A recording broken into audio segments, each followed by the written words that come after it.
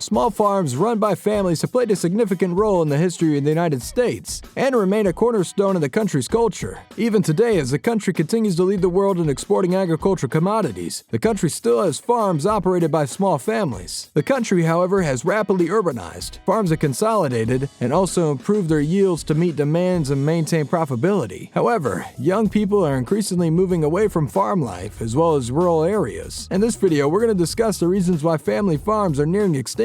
But before we get into this video, don't forget to leave a like and subscribe to the channel with notifications on, so you don't miss any of the new videos we post. What are the statistics of farming in the US? The United States have more than 2 million farms that vary greatly in size and characteristics. A farm's annual gross revenue can be as little as $1,000 to $2 million. The specific commodities vary from one farm to another, but small farms tend to produce poultry as well as eggs and hay. Mid-sized to large farms produce oilseed, cotton, and cash grains. Large-scale farms produce most of the country's dairy. Large-scale and non-family farms dominate the production of beef, as well as have high-value crops such as vegetables, trees, fruits, nuts, as well as greenhouse and nursery products. According to research, family farms remain an integral part of agriculture in the country. Several family farm households combine farm and off-farm work to get income and other benefits. What is the difference between family farms and industrial or large-scale farms? Family farms produce food without using hormones, pesticides, and antibiotics.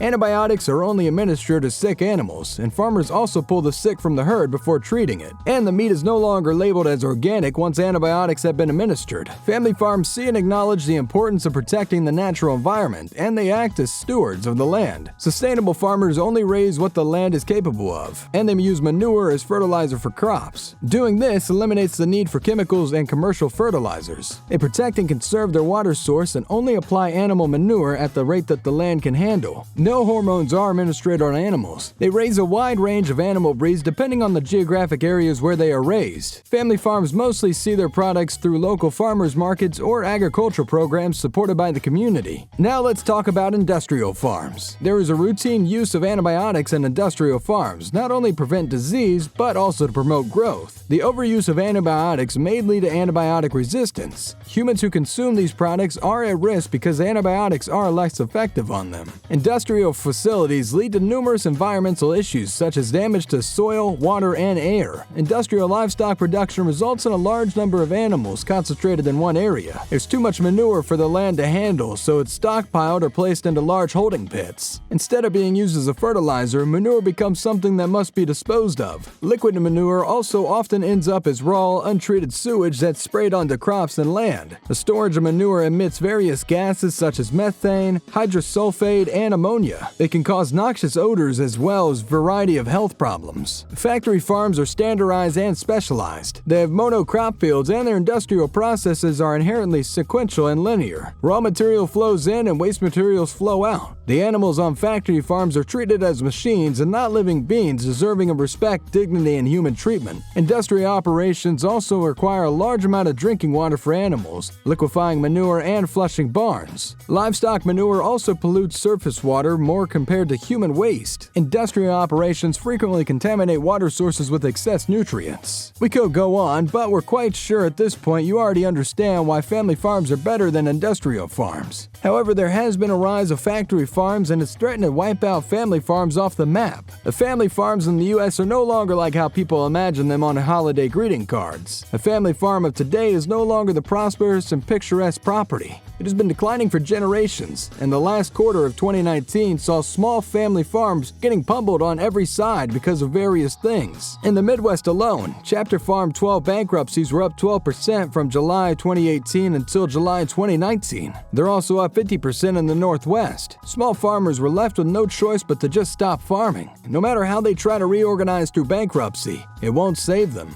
The United States lost more than 100,000 farms between 2011 and 2018, and 12,000 of those were between 2017 and 2018 alone. As of November 2019, farm debt has reached $416 billion, which is at an all-time high. Since 2013, more than 50% of farmers have lost money every year, and they lost more than $1,644 in 2019. Farm loans delinquencies are on the rise. This may be one of the reasons why suicides in farm communities are occurring occurring with alarming frequency. Technology is resulting in more and more farmers being displaced. Although they are not the only American workers losing their jobs, they suffer the fate of being ejected from their homes and the land that's been in their family for generations. Farmers have not shied away from discussing the looming disaster. However, the current crisis suggests a possibility which once unthinkable to many, and that's the idea that independent farming is no longer a viable option. Small farms are defined as one that brings in less than $350,000 a year before expenses. From almost 50% of food production in 1991, small farms only accounted for just a quarter of the food production in 2007. In the dairy industry, small farms are responsible for only 10% of the production. Rural America has been struggling to maintain an economic base for years, but the extinction of small farms has only hastened this decline. Experts say there's a perfect storm of factors that have led to the recent crisis. After some probability in the years beginning in the 21st century, the prices for major commodities such as milk, soybeans, meat, and corn have started falling. The reasons for this are technology and globalization. With technology, farms have been more efficient than ever before, albeit less sustainable than smaller family farms. Even as the number of small family farms continued to decline from 1948 to 2015, the total output has more than doubled.